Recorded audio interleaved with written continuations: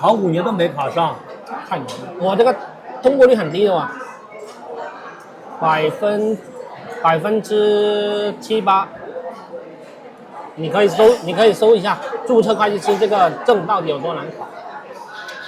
也有一部分是我比较懒惰，也有一部分是因为我这个行业其实我本来就不喜欢，但是当时选的时候就已经是，你说一个农村孩子没有选专业的时候没有人指导你，你就选了一个叫做审计的专业，做审计。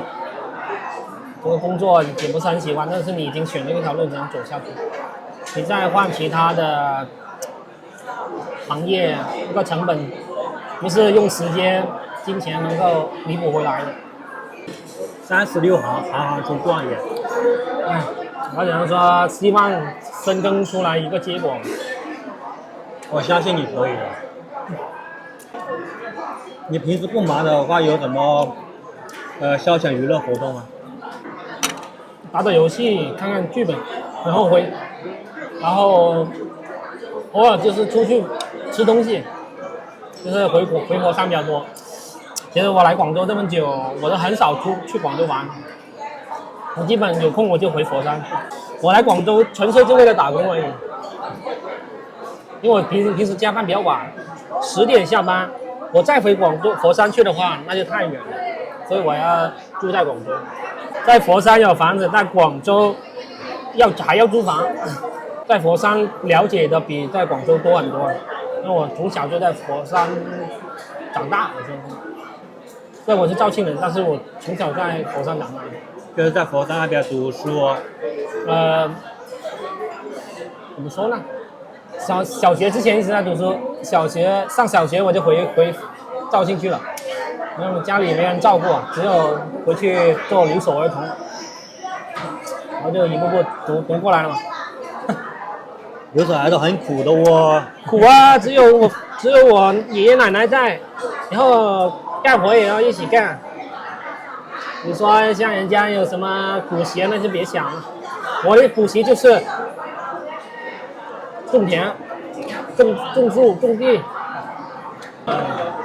大概就这么过了。反正童年就这么过，苦吧也不是很苦，但是呢，那肯定是没有城市那么好。你现在这么努力，就是你肯定有一个目标吧？我的目标我也没什么目标，其实我就希望我的以后的孩子不要再做留守儿童了，我就希望我的能力就可以把他留下来，不让他再回乡下去读书啊，一起在佛山读书啊，工作啊，不要让他走得像我那么惨。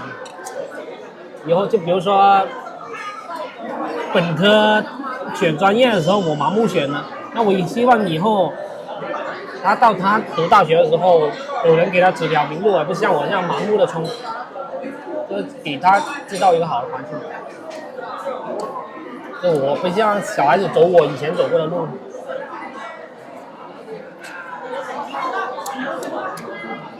我想以前，因为我爸妈是做餐饮的，他们新年没得回家了，所以说过年的时候只有我跟我的爷爷奶奶在一块，所以说那时候看别人家一家团聚，我还挺羡慕的。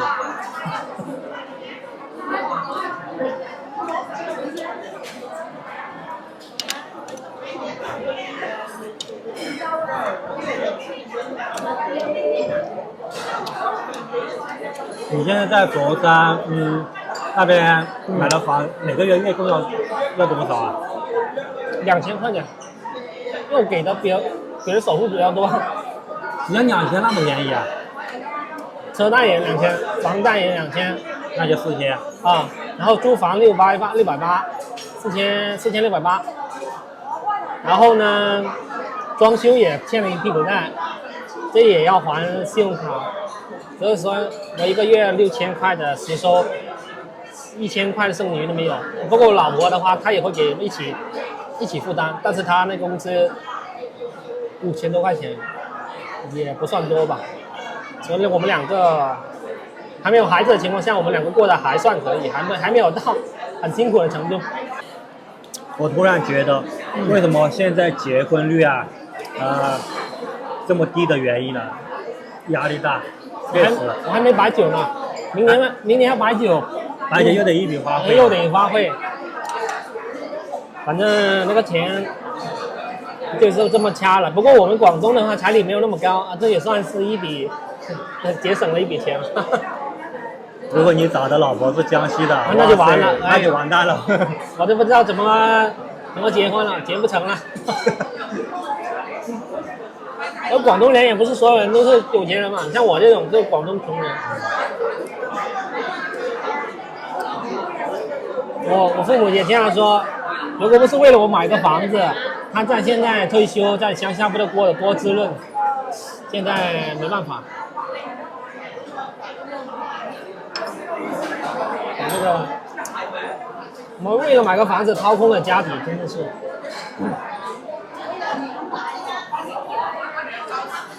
也算可以了吧，已经。我老婆的话是佛山人，她父母嫁给我那个从小的已经够意思，她就要求我有个房。我觉得在这个广东这里要求有个房也不算过分，她也没是要求别的了。已经可以了，是这样的。而且我们那个房子他也出了一半的首付了，一共就60万，我家就出30万，剩下的也是他们家出的。这样子看，挺好的，这个父母，他们对方父母也很好，父母比较开明。他们家比较有钱，但是呢，他家也没有嫌弃我这个从小。那父母看重你啥呢？可能品质吧，因为我跟他女儿拍了7年拖，见了3、4年，跟他父母，所以说他了解的比较深了已经。开始的时候谈恋爱没反对，到结婚的时候就说经过很多年考验都觉得可以，就在一块了嘛。可能他比较看重他女儿日后的幸福多一点，这个钱没太多大在意。其实最重要的就是你对他女儿好就行了，就是在物质上不是要求你特别的有钱那种。对，就他也了解我的情况，但是最终还是选择给我们两个一起结婚了。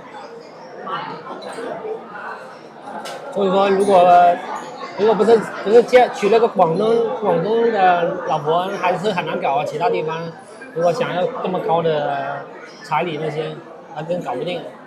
这种彩礼普遍要求不高，都是真的。广东其实也不是所有人都特别富有，但是他们并不注重这个彩礼的事情。